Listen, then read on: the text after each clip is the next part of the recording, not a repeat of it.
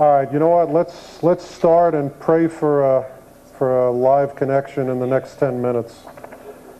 My name is Steve Rambam. I am an investigator. Many of the people in this room know me, have worked with me for the past 15 or 20 years. For the one fella who thought he won the Spot the Fed contest, where is he? Guess again. Hackers and private investigators have an enormous amount in common. The most important thing in common is that we all not just believe, but know how important open information is to create a level playing field. Today, the most important grantor and guarantor of power is information. If information is closed, the few people that have access to it will have nearly unlimited power from its use. If we get a live connection, I'm going to demonstrate to you some private databases out there that frankly allow everyone to work as their own private investigator, allow moms to collect from deadbeat dads, background investigations, what have you, without having to rely on law enforcement or, even worse, the government. There is now a movement by so-called privacy advocates to close all information in the U.S.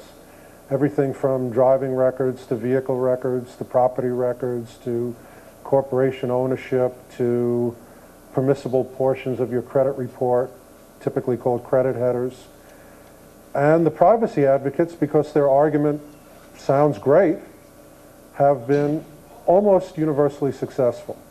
You cannot access driving records anymore unless you go through a private investigator or you have a subpoena. An act was passed called the Driver Privacy Protection Act. You cannot, in the state of California, for example, access voter registration records. Real property records are in the process of being closed in Washington, D.C., which I guess is at the behest of all of the elected individuals that own property. After November 12th, every portion of credit records will be closed. You will need the same justification, Fair Credit Act justification, to obtain even a Social Security number verification that you now need to obtain a full credit report. The end result of this is going to be that the average person, 99.9% of the people in this country, will have no legal access to fairly essential data sources and information which allows them to check the background of a nanny, collect a debt, verify that the person driving their school bus doesn't have a DUI conviction. Let me give you an example of some people who've slipped through the cracks. I just did a case in Washington where the administrative director of a law firm, when we redid his background investigation because he had just passed the bar and he wanted to become an attorney for the firm, we found out that the Bar Association had missed 2 prior convictions in Iowa, that he was a 2-time loser. I'll give you the headlines from some newspaper articles. A former Orthodox priest was accused of stealing nearly $200,000 from his former employer. A former Green Run high school security officer was convicted of 4 misdemeanor charges. Teacher facing abuse charges can't tutor kids. Monroe City nursing home administrator sentenced to life in prison without parole for a stabbing death. All of these people had prior arrests that would have shown up had their employer or the people responsible for screening them prior to hiring them, had they been able to check background. While data is being closed, bizarrely, there is now more data available than ever, which ideally would be available to the masses. I know that DoubleClick and cookies and various other types of data gathering methods have been in the press lately, but the fact is there are much better methods of gathering information that are being used today that provide a complete dossier on almost everyone in this room without their knowledge. Every computer today has a GUID, a universal identifier, which tracks that user's every step on the internet. It doesn't matter if they delete cookies after every session, that GUID is still reachable. If you've bought a Pentium 3 and you haven't actually taken the steps to turn off the Pentium chip's serial number, that tracks you. If you have a high-speed connection, especially DSL, ISDN, in your home, everywhere you go, your unique IP address tracks everything you've done. You can delete cookies, you can avoid double-click, you can turn banners off, it won't help. In addition to that, for the past 20 years, every major marketing company in America has been developing and perfecting something called psychographics. I'm sure you've all heard of demographics. Demographics is ancient history. Psychographics is the way to go. For example, a $1 million study discovered that people who own cats and drive Volkswagens like Skippy peanut butter. It's an actual study. The vast majority of the people who own cats and drive Volkswagens, the Beetle, like Skippy peanut butter. Skippy peanut butter has marketed the hell out of those people. It is an innocent marketing study, but it's an example of what's possible. Mailing lists. If you are a member of the NRA, you probably own a gun. It's not guaranteed, but you probably own a gun. If you are a member of the AARP, you have certain characteristics. If you subscribe to Cat Fancier Journal, you have certain characteristics. By the way, that's how the study was done. A company called R.L. Polk took all of the Volkswagen Beetle registrations from the country and cross-referenced it with people who either subscribe to various types of magazines and journals concerning cats, or who have purchased medication for cats, that sort of thing. And they were able to identify these people and market to them. If you subscribe to Soldier of Fortune magazine, you have a certain profile. If you subscribe to a journal for gay people, you are almost certainly gay. Today, anyone doing the minimal amount of research and spending a minimal amount of money can find out your likes, your dislikes, your sexual orientation, for sure your religion. I'm Jewish, and I have to tell you, every Jew in this country is on a mailing list. If you are Jewish, you get just a remarkable number of solicitations from everything from the UJA to the Jewish Defense League to what have you. We may have a live connection. And you're saying this does not have a keylogging program? Well, this is a demo account anyway. No, don't pull the wire. Please don't pull the wire.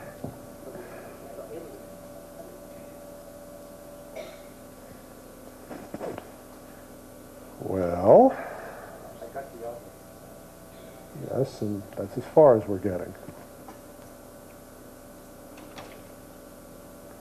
Tell you what you do. Take this laptop and try to connect to peoplefinder.net. When you connect, give it back to me. Let me tell you a little bit about peoplefinder.net in case by some miracle we actually get a connection. As an investigator, my company was just a massive consumer of every type of data possible. If you can locate someone or background someone or what have you without leaving your office, more the better. If before you go and interview a witness you can find out everything possible about that witness, more the better. When databases first came into being, when I started out as an investigator more than 20 years ago, the technologically advanced investigators were the people who bought Coles directories and had them in their office and used them for crisscross and used them to reverse numbers. I would go to the New York Public Library on 42nd Street at least once a week, because Cole's directories were $1,000 back then, and I was a poor, starving investigator. I would go down there and use their Nassau County reverse directory or their Queens reverse directory, which I couldn't afford. In 1992, when phone disk came into being and you could reverse any number in the United States from your office, this was, for me, like the parting of the Red Sea. It was a miracle. And we realized that there was a trend, that more and more data was going to become computer accessible, and we wanted it all. And we started buying up, and back then this was before Bill Clinton was president, so records were pretty much open. We started buying up every driver license file from every state, every motor vehicle file, every voter registration file, every corporate file, every fictitious business name, every UCC file. For those of you who don't know what UCCs are, these are one of the best sources of investigative data on the planet. My hero.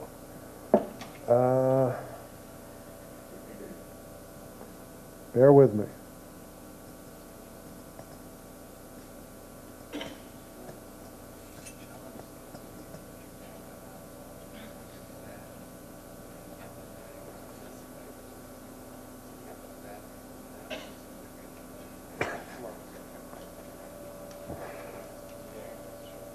You know, I was going to impress everyone. I came with a wireless cellular modem and a laptop, and I was going to walk around and...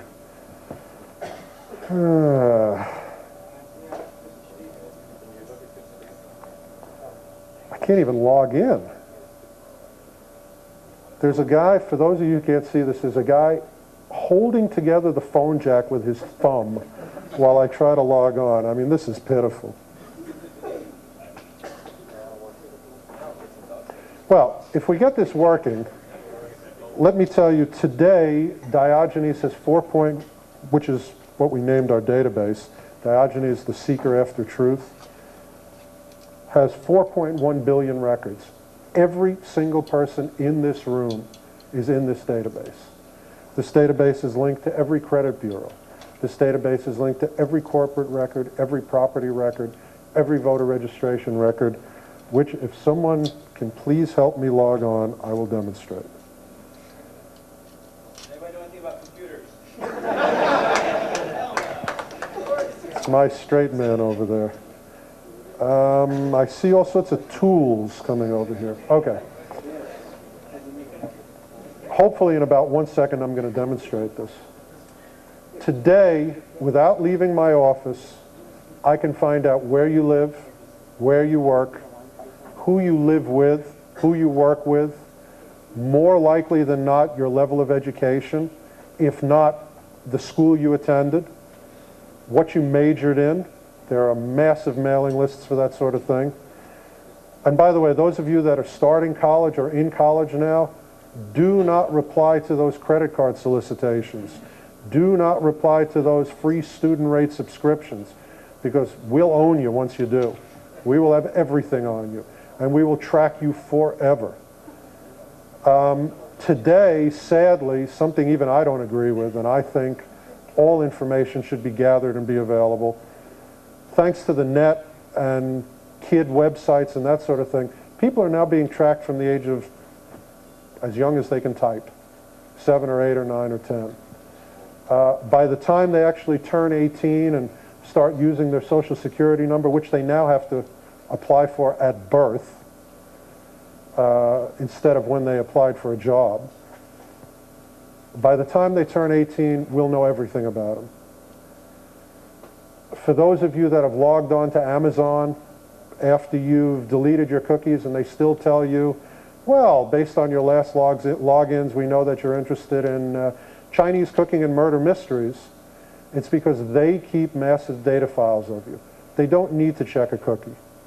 For those of you that log on to eBay and you're directed to an auction on Japanese flatware, it's because they've kept track of who you are based on your login. And if you've in any way, shape, or form connected your name to your login email address and password, it's there in a database. by your name. It is child's play, as I'm sure everyone in this room knows better than me, to determine just from a name where you're living, what node you're logging on from, and very, very easily correlating that to the most likely address. If your name is Bob Jones and you're logging in from Ottumwa, Iowa, there's a limited number of possibilities who you are. I can find out if you are gay or straight, if you're Jewish, Muslim, or Catholic, if you are a deadbeat, or if you pay your debts, what your profession is, who you contribute to. And by the way, everyone who contributes to a political party and pays more than a fairly minuscule amount of money, your name, your address, your employer, and your position at that employer is now public record. I can go to fec.gov, download the file from your state, do a text search, and I got you. I just did a project with a, let's say, an anti-fascist group where I provided them with the name and address of everyone contributing to Lyndon LaRouche. For those of you who don't know who Lyndon LaRouche is, he sued the B'nai B'rith for calling him a small-time Hitler. He lost. He is, in fact, a small-time Hitler. Now everyone who's contributed to his campaign will be receiving a letter asking why. And hopefully they won't contribute again. I know it's not exactly supportive of the general political process, but what can I tell you? Are we connected? We are. I'm just trying to get to the site again to make sure. Okay. What I'm going to do while I say a quick silent prayer to the logon gods is take some questions. Because this chat did not go exactly the way that I was hoping it would. I don't have a live connection. What I was hoping to do was walk everyone through a logon and then actually run some of you in the room, which, God willing, we'll do. 24K. That's fine.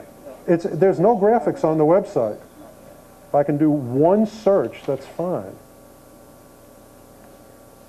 Or not.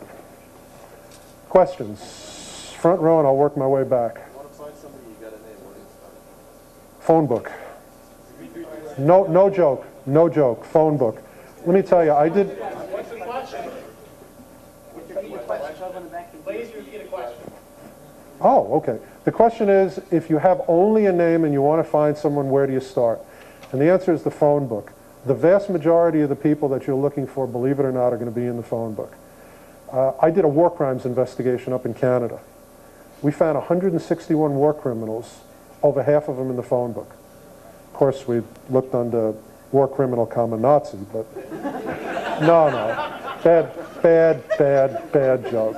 We actually did find more than half of the war criminals we were looking for just by taking phone disks, Canada database. This was before Canada 411 was on the net, and looking. And the rest we found through real property records, voter registration records, corporate records, driving records, motor vehicle records. These are all public records. Is it possible to access those things for free on the net? No. But it's possible to access them for as little as $1 a lookup, so don't be greedy. Tell who the question? You can't hear the question. Okay, his question, which I answered, so you're getting the question. I'm not going to answer it again. You're going to get the question after the answer. He wanted to know, if you only have a name, how do you start looking for the person? And my suggestion to him was start with the phone book and then move on to more difficult public records. Next question. If they're closing the gates on all info, Right. then my question is, where do we stand since we're not you and you are? You are essentially screwed unless... repeat the question. You have to... Everybody asking a question, remind me to repeat the question. His question was, since we are not you, meaning investigators, where do we stand as far as access to information? And the answer is you're screwed. Unless the next Congress can be talked to, unless the next president, which I'm not going to tell you who I hope it is because I'll get booed. George Bush. Unless someone other than a Democrat is elected, Ralph Nader would be just fine with me, but someone other than a Democrat, so records will stay open. I mean, it's perverse. You know, Democrats are supposed to be the men of the people, but they close all the records. Under Republicans, they're all open. I haven't figured that out yet. You will still be able to go onto the net and do searches through peoplefinder.net, through NoX, through Merlin Data. Merlin's really high priced, don't go to them. Through Locate Fast, outfits like that. But you're going to be paying per lookup, and once the records are firmly closed, I guarantee you everybody's prices are going to quadruple. So it's going to cost you $100 to do a trace that right now you can do for nothing, and nobody even knows you're doing the trace, which is as it should be. Why are you entitled Why am I entitled? after they close? Well, first of all, because I own the company. and I spent a ton of money building this database, buying up data. I own the data in-house. I bought it legally, and there's a guy playing with the laptop. Hopefully you will see the database. Peoplefinder.net? Peoplefinder.net. www.peoplefinder.net. In addition, certain records are open to certain licensed classes of people. Let me tell you what I had to do to be an investigator. I had to have 3 years of law enforcement experience above the rank of patrolman. I had to submit my fingerprints, my photograph, not just to the state of New York and the state of Texas and the state of Louisiana and the state of California. Each place where you're licensed, you have to submit another license application. I had to go through a background check. The FBI ran my prints each time. I had to submit 5 reference affidavits. I had to submit 3 background affidavits. Basically, I had to go through a proctology exam. Pretty close. That may eventually come to be. And the only benefit of that is I can wear this suit, have a short haircut, and get driver license records. That's about it. A question in that case. At the back pages of publications like Soldier of Fortune, which I do not subscribe to, but Actually, you need to raise your hand, but I will take your question. okay.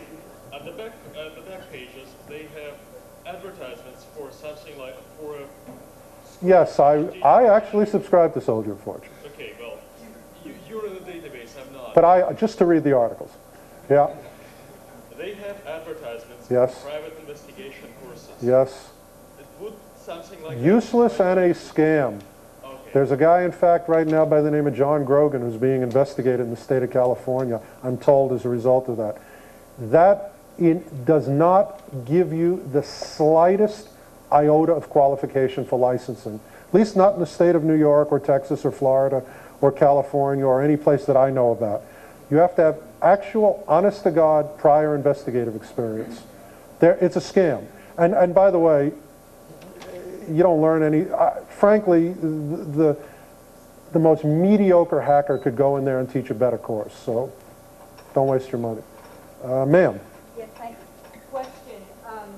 This lady's child was taken from her at birth 30 years ago in Washington, D.C. Okay. And adopted immediately at birth there in the You're saying with her consent or without her consent? unsure. So it's my friend's sister. She has her sister's name who was deceased.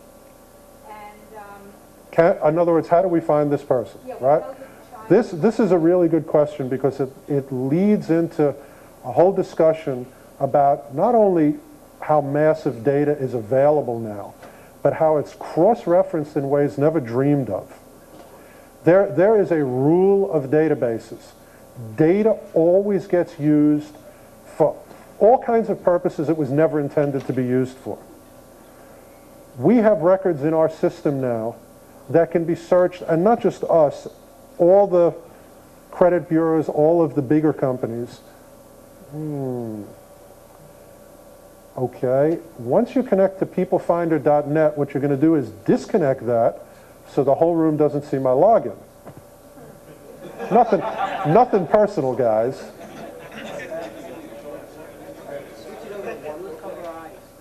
Yeah, everyone cover your eyes. Well, great. You know what? The laptop crashed. It's acting up. The honor of the Apple users group is in your hands. The Macintosh Apple users group, which now you know why I quit it 10 years ago. It is now possible to search, for example, for a female just by first name and date of birth. It is now possible to search just by date of birth. The answer to your question is, by the way, when you adopt somebody, they keep the same date of birth, even if their name has changed. And while actually you're talking about the easiest type of search, the hardest type of search is someone who says, I've been adopted, please find my birth parents, because then you have to do all kinds of monkey business, which I won't admit to in this room. What you're telling me is you actually know that this person was adopted, you know their date of birth, and you know the place and date of adoption. We don't know the date of birth. You don't know when the child was born? She does not know when her sister gave birth to the child. Is her sister now dead? Yes. Uh-huh. Murdered. Really? Very sad. I can find the kid for you.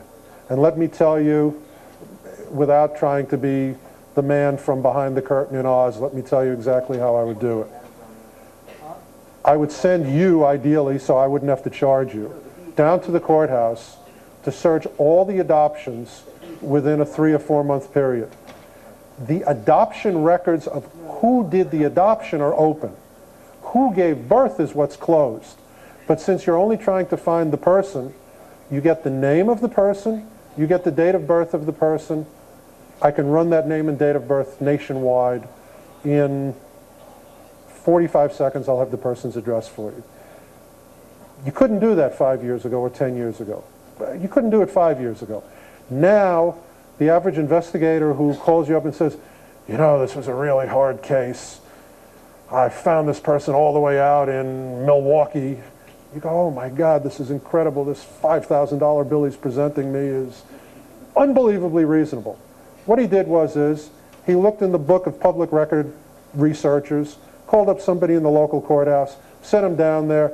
They pulled the record, charged him $40 plus parking, faxed him the information. He spent another $5 on databases. He charged you $5,000. Every single person in this room has a right to have access to that type of information and that type of ability. Now, there are some exceptions. There has to be, clearly there has to be, new penalties for misuse of information. I wouldn't want every James Bardo, who is the person who pulled Rebecca Schaefer's driver's license and tracked her down and shot her, I wouldn't want every James Bardo to have access to every possible information source. But 99.999% of the people, maybe not in this room, but in the world at large, are not a danger to access information.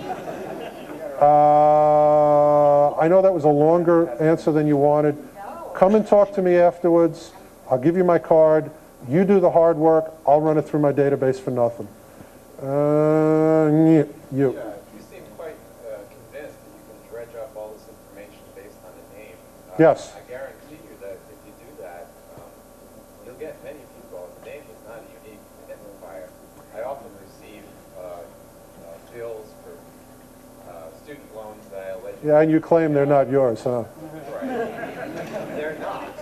That's the point I'm trying to make. Please address the There are... uniqueness of the database. Well, let me tell you, anybody that works on a name alone, unless it's something like Antanas Kenstavicius, which was an actual case of mine, is of course a pretty piss-poor investigator. You have to use what's known as identifiers. Identifiers can be anything from a date of birth, a social security number, a last known address. And believe me, with a name and any identifier, I own you. With your name and address, I can get your date of birth. With your name and address and date of birth, I can get your social security number. It will cost me a maximum of $6 to do that, and it will take me a maximum of 2 60-second searches, so 2 minutes. Once I've got your name, your date of birth, and your social security number, I think you'll agree I can pretty much get anything. Okay. You're absolutely correct. Operating on just the name is slipshod investigation. Right, but what happens Maybe not if your the name. databases are open and everyone, mom and pop and Bill, has access to this data? Do you think they're going to be as careful with you? I think they've been as careful as me for the past 100 years. For the past 100 years, it has been legal for me to get your driving record. It has been legal for me to get your voter registration record. It has been legal for me to get your motor vehicle, property, corporations, so on and so forth. Don't you think it's appropriate, for example, that before I extend you a loan, I should know your financial history and your payment history? Before I hire you to drive my kid's school bus or be my kid's nanny, I should check your driving record and your criminal record. If you are a deadbeat dad, and that's why you're not paying your student loans, shouldn't I be able to collect from you?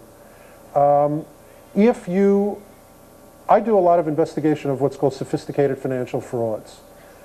And you would be astounded how easy it is to set up an alter ego, a new identity, just by using a corporation and giving a phony personal name. Shouldn't I be able to find out who really owns that corporation and do other things that lead me to you and allow me to deliver to the police a packet that they can't avoid? Let me tell you something. There is nothing that I can do that the police can't do 100 times better.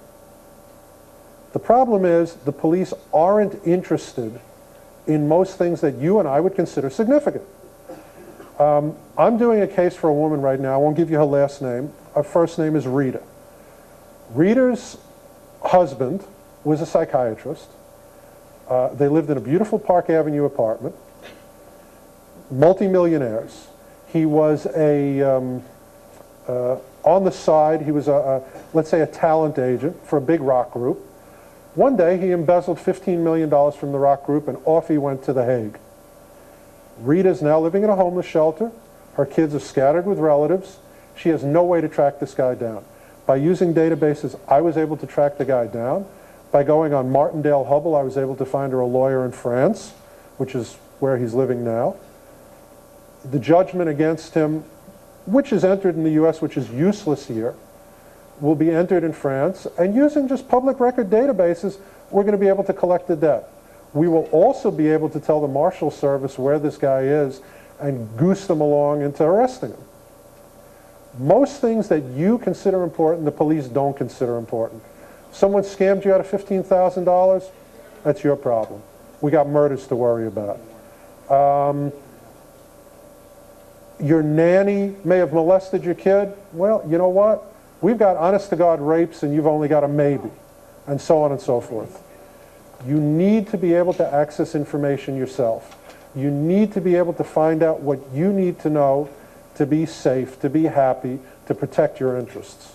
It's just common sense. It's called empowering the common man. I would agree if You know what? The best analogy is guns. There are 80 million legal, I don't know where you stand on guns, don't really care. There are 80 million legal guns in this country. The vast, vast majority of gun owners are not running around shooting people. The vast majority of people who are shooting people are felons who couldn't own guns in the first place, and they're using stolen or illegally obtained guns. That's absolutely analogous to the situation with information right now. Any good hacker, any unscrupulous investigator, any so-called information broker can get your credit card bills, can get your phone bills, can do all sorts of things, everything you can imagine. It's not legal. But somebody who wants to legally protect their rights and interests can't. So, next question. You spoke about the possibility of remaining anonymous on the internet. In terms of remaining anonymous on the Remaining anonymous on the internet. do you know anything about zero-knowledge systems and their freedom All of these systems are, look, there are some outfits, I've actually never used Zero Knowledge because I'm a Mac guy and they only have Windows software. Although after today, I'm no longer a Mac guy. I'm sorry, there's a Mac beta? Okay, well, then I'll be able to speak more authoritatively about it once I've got the Mac system. But I can tell you, almost certainly, anyone determined to break through that type of proxy firewall is going to be able to do it. They're going to be able to do it by seeing where you surf. Sooner or later, you're going to send out email. Even if it's filtered through their email address, there's going to be something in the text of that email. And unless you're using Zero Knowledge and PGP and a public terminal in a cyber cafe, you've got no hope. The GUID on your system is going to turn you in. The chips that are appearing on all Intel machines are going to turn you in. Where you go, what you do, your email, the contents of your email, it's all going to turn you in. And by the way, if you want to post to a news group, forget about it. All Usenet postings can now be scanned by anyone. I mean, forget about Deja News. Any newsreader can scan all Newsnet postings, all newsgroup postings, all net postings, by any keyword, by any name, by any combination of keywords. If they're looking for a guy, Bob in Milwaukee, it's possible to do an intelligent information search and find you no matter what proxy firewall you're using, what bogus email address you're using. It's just not possible. And one of the things that makes it really not possible is the massive amount of computing power available to anyone. The computing power in my office right now is greater than what was available to the credit bureaus 5 years ago. The computing power of the credit bureaus today is really on a par with the CIA. Forget about Big Brother, CIA, NSA. Yes, it's true, they gather every scrap of knowledge that's out there, but they never look at it. And if they do look at it, they don't know what the hell it is. The people for you to worry about are private industry, private companies who have a financial interest in looking up your behind, in knowing everything about you. The CIA, unless you're a terrorist or planning, or not even a hacker, let me tell you that, unless you're a good hacker, a really good hacker, and then they only want to identify you to hire you. So CIA really doesn't care about that unless you're in the process of committing a crime. Private industry desperately wants to know who you are, your likes, your dislikes, your residence, everyone in your family. Do you have small children? Does your wife have diabetes? The most intrusive thing you can imagine is worth money to them. And money makes the world go round. So they are going to use that profit motive to gather up every scrap of information about you and extrapolate out using unbelievably accurate psychographics, unbelievably accurate, take a really accurate profile of you, match it to your name and address, forget it, they've got your name and address, and your date of birth, and your social security number, and they're going to market like mad to you. So that's what you need to worry about. You shouldn't care. You shouldn't care. And that's a point I want to make. I know that everybody here is running around with some kind of screen name on their badge and worried about Big Brother or Little Sister or what have you. A normal person has no real reason to hide. A normal person should not care if I know you like Skippy peanut butter. A normal person should not care if I know that you have an 80% mortgage on your house. All right, it's kind of embarrassing, but big deal. A normal person should not be concerned about this. Now, mind you, there are extreme examples where you really deserve your privacy and the people who intrude into it are scum. Anti-abortion groups who copy down license plates at abortion clinics and then after this unbelievably traumatic experience that the woman has gone through, sends them a letter saying, before you kill your next child, and so on and so forth. This was one of the reasons why they closed driver license records, sadly. That's well beyond the line. But most of you, unless you're a career criminal, you've got nothing to worry about. And if you are a career criminal, speaking as an investigator, I want to know everything about you. One more follow-up. What's the motivation behind those who want to close things up? That's a phenomenal question. No, I'm not going to do that. It was a phenomenal question. If you didn't hear it, tough. No. What's the motivation behind the people who want to close the records? You know what? First of all, there is a certain political mindset among people who are frozen in amber in the 60s, who believe that the individual must be anonymous. Big Brother is out there looking at everyone. Tell her I'll be done in a couple of minutes. Big Brother is out there looking at everyone, and we have to close all these records. Let me tell you something. These are records that are maintained by Big Brother.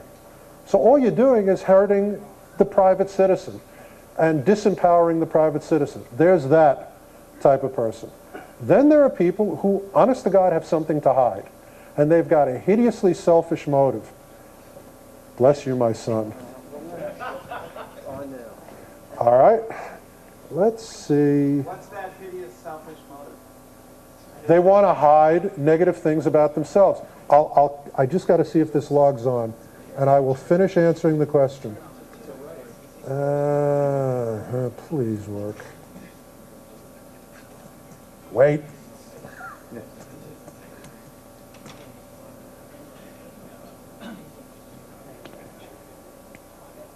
Wait. I press log on. I've got the little hourglass. It's doing nothing. Yeah? Well, hook it up. Let's see what happens. You can all share my annoyance on the screen. Back to your question. There are people who are misguided. There are people who have selfish motives. And there are people who have bought into the argument that privacy is great. People deserve their anonymity. You know, in the words of the Supreme Court Justice, the right to be left alone.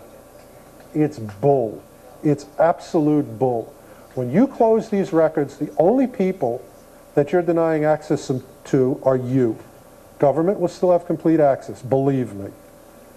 Hackers will still have complete access. That may be you anyway, but hackers will still have complete access. People willing to break the law will still have complete access. I can get your phone bill. I can get your credit card bill. It's not legal. I can get it. I can get it with a phone call. The only people that you're hurting are the decent private citizens. So I think it's a combination of people with a weaselly political agenda, or people with something to hide, or misguided people. I cannot think of a single good reason to close the type of public record data that's out there now. Ha ha ha ha ha. All right. Yes, I'm up there, but the screen is dead here. Well, let's see if I can. This is like Chinese water torture. Okay. As this takes like 1 hour to pull up the search screen, I'll take another question. Somebody. Ma'am. Ma'am. I'm being polite. I spent... oh, you're a guy? Oh, okay. You're from New York and you're surprised I was polite. Okay. I will never call you ma'am again. Yo, what do you want? I want to know if there's any way that, with my permission, we can look at everything that you can find in your database and your thing about me today. Not here, but I'll give you my card and we'll talk about it. Okay, for free, because I just want to know what you You know, that for free just slips in there, boy. We'll talk about it. What if you only have a girl's maiden name? Do you have her date of birth? No. Does she have a really unique first name like Morticia? What's her first name? Ernestine? Good luck. All you know is I'm looking for, in other words, you basically want to check every Ernestine in America? Well, I would assume she's still in New York and have to get that. Oh, yes. I would run her address. We'll do her as a test case in a second. Oh, wait a second. Can I see some ID, please? No. This isn't like someone who served you with a restraining order, is it? All right. I'm going to take 2 more questions, and then I'm going to demo a couple of searches. Just let me, before this thing disconnects, let me go to trace person. Okay. This is ridiculous. You know, we have 2 T1s in my office, and I'm reduced to a 2400 line. It's amazing. Okay, is that a question? Where would I start? I would run her address. I would look at everybody at her last known address, because we've got 15 years of data in here. I would find her first name. I would then have her last name, and with her last name and her address, I would move onward. And by the way, in my database, I'd also have her date of birth. And I could run just her first name and her date of birth and get her new name. That's without spending a whole $2.75 and pulling her credit header. Yeah, I have a question. All of these corporations already have all of this data on us, right? Some corporations have some corporations have others. Or they can The marketers cross-reference and compile.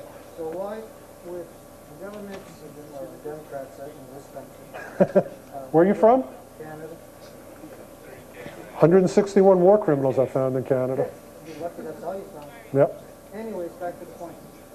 If they have this information, they use it for marketing, why doesn't the government say they need permission from the person to market to them, or to distribute or resell the information? Because in America, we believe, or the question is, why doesn't the government tell marketing companies you need their permission to market to them? I need my permission. Because this is, even though Canada is a wonderful place and the people are nice and Molson beer is delicious and, you know, friendly moose and all of that, our philosophy of government is, thank God, different from yours.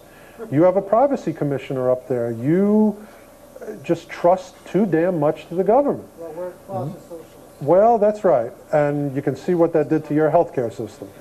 So the bottom line is, in this country, we like to trust people. We like self-regulation. That's why there's a direct marketing association, which are occasionally a bunch of weasels, but if you opt out, if you give them your name, every one of their members, which by the way is the vast majority of the marketing outfits, will take you off their mailing lists. In Canada, you have to enact the law. I think our way is a hell of a lot better. So you say... I'm saying personal philosophy of government. Okay. In the States, if I want my name removed from... Contact the Direct Marketing Association. It's walking distance from here, although I'm sure they're closed today, unless there's a representative in the audience somewhere. Yes, you just have to ask. Yes.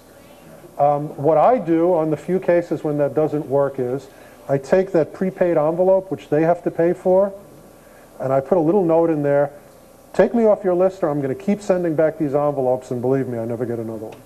So just a little technique. Oh, okay.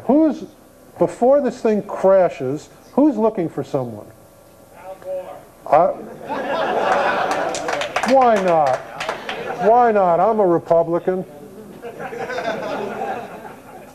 Gore. What's his real first name, by the way? Albert? Okay, you know what? We don't know that. We've been living in a cave with the Unabomber. So we're going to do Al asterisk. And we're going to do, oh, jeez. Boy, I'd love a scroll bar.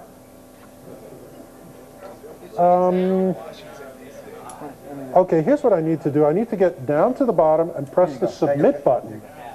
Oh, good for you. By the way, this program is not this big a pain in the ass in real life. Okay, while we're looking for Al and Tipper and everyone else, God, is this like, who just turned these lights back on? You know what? Good. I'm blinded. Unless someone wants to give me some Secret Service sunglasses. What is this thing that just popped up? Okay, still playing. This is a free internet service, I'm guessing. Service sunglasses. Here, I'm an investigator. I don't work for the style police. What do I do about this? Do I ignore it? Okay, I'm ignoring it. Next question. Sir.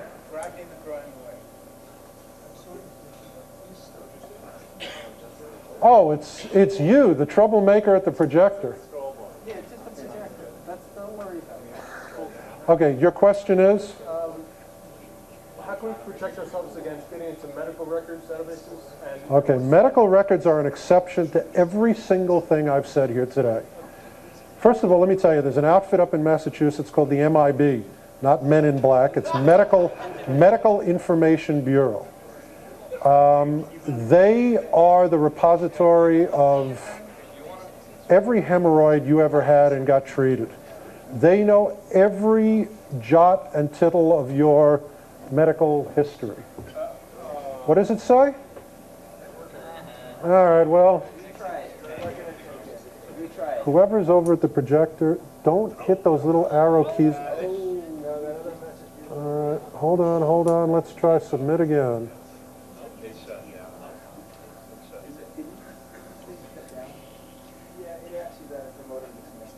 It did? Well, the modem disconnected. We have to go through all of this again because of the session.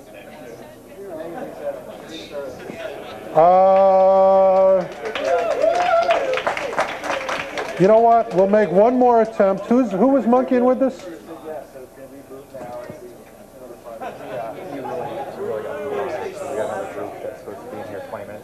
Well, okay. I started late. All right, you know what? I'm getting thrown off the stage despite the fact that we had to tear gas the people who were on before me, and I started late.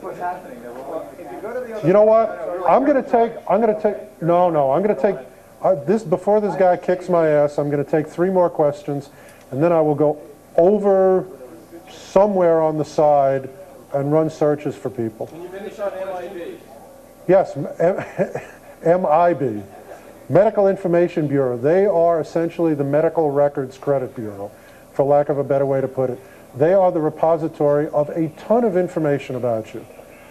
You need to request your MIB report about once every 2 years. In addition, you need to send return receipt, a letter to your HMO, if God forbid you have an HMO, or your company health plan, or whoever you have delegated responsibility for your health and welfare to, a letter, a return receipt letter with a copy to somebody, ideally your lawyer if you have one, saying, never, never, never share my data with anyone, despite what's in your agreement.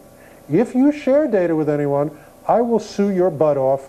Love and kisses, your healthcare participant, Fred, or whatever your name is. MIB, nasty letter to your HMO. That will close 95% of your problems. Now, by the way, a guy like me will still get your medical records, but we'll have to break the law to do it. So I won't do it, but someone will. Oh boy, how many more questions do we have? Because this guy wants me to get off the stage. Records in other parts of the world. I'm guessing you're going to ask about the United Kingdom? Yeah. How did I guess? What was it? Do you have a specific question or is it a general question? Legally, not. Illegally, same as the U.S. Phone records, people have now cracked the British Telecom disk, so you can reverse phone numbers and addresses, and people have been sneakily buying up property records and voter rolls and setting up servers in the Channel Islands, which good for them. But it's like, it's like smuggling cocaine in England, getting information out. It is a felony. It is to misuse a database in the United Kingdom is the same criminal penalty as personal possession of cocaine. That's absolutely true. So, yes, you can get it all, and Parliament is packed full of dummies, in my opinion. I'm sorry if I was so abrupt, but I want to take a couple more. And who's speaking next? Just let me apologize to you personally, wherever you are. I'm sorry, guys. I'll just take. Who actually didn't ask a question? You? You're the guy who thought I was a Fed. You. Aren't you the guy who was standing here? Oh, yeah, we all Yeah. Yeah. No, you're wrong, it's me. Did you have a question? What's the question? Well, first thing, By the way, you really don't. But never mind. Go ahead. whoever owns that laptop might have buffered your keystrokes and have your passwords. It's you're absolutely right. I was making jokes about that, but it's a test account with $75 credit, so they're welcome to it. You're right, and I'm sufficiently paranoid that I planned for that. Was there a question? Yeah. Okay. If it costs you like $5-6 per search, what does it cost the end of the day? Depends on the search. You know the joke, right, about the guy who pulls the car into the garage, and he says, I've been to 17 people, I can't figure out how to get rid of this goddamn noise under my hood. And the mechanic says, I'll fix it for you for $500. Guy says, if you can fix this, I'll give you $500. How long do I have to leave it? The guy says, you don't have to leave it, open your hood. Takes out a wrench, you go, bong, the noise stops. He says, $500. Guy says, well, what, are you crazy? I'm going to pay you $500 for 30 seconds work? He says, no. You're paying me $1 for the 30 seconds work, $499 for knowing where to hit. And that's really the way it goes. I mean, the database that I have in my office cost far in excess of $1 million to compile. It'd be nice if I made some of it back, and I do. There are extortionate charges out there. I mean, markups you wouldn't believe, and in the investigative industry, we call it the information food chain. A credit bureau will charge $1.20 for a social trace. They'll sell it to a reseller to cover their ass legally. The reseller will sell it for $2.85. The reseller will then sell it to somebody who allows you to access it, and you get charged $20 or $40. Or if you go to just horrible criminal weasels like US Search, you'll pay $49 for them running a $1.20 social trace. So information food chain, always try to be as high as possible on the food chain when it comes to information and in life. That's your lesson for the day. One more question and I'm done. Did you ask one before? No, I've had my hand up. You liar. What's the question? I got a couple of things. First thing, related to internet security. Say what? First thing related to internet security. Well, the Digital Millennium Copyright Act makes illegal reverse engineer stuff. Yeah, it's gonna be CSS.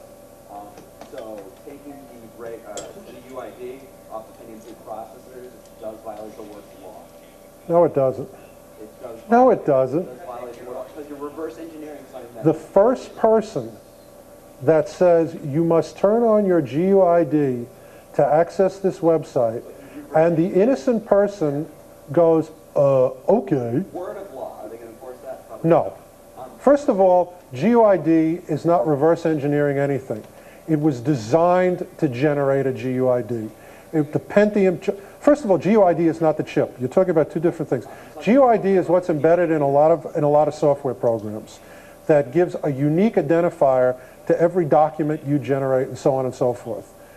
The Pentium chip, the new Pentium 3 chip, and everybody else's chips that are coming out, despite what everyone else tells you, generate unique serial numbers. I was going to say social. The investigator in me kicked in there. Serial numbers. So, number one, it's not reverse engineering by any stretch of the imagination or law. And number two, go ahead and try to prosecute them. Exactly. You know, I would be... It doesn't do enough just to wipe out your cookies. There's a new exploit they figured out. What companies can do is they can look at the last date that you refreshed the cache, and they can still track you through that. And that is, in fact, the least efficient way to do it. There are many, many, many other ways. For example, if you take advantage of the Netscape programming that allows you to drag an URL to the top of your Netscape bar and keep it as one of your favorites, almost every website that uses Java now can pull those favorites down. Almost every website can see what you've programmed as your email identity, even if you don't send out email. There's just a million other examples. These guys are going to kill me if I don't get off the stage. I will be, hold on, wait. Where can I go to, okay, you know what? I'm going to go to the network room and maybe find a network connection and I'll run stuff for you guys.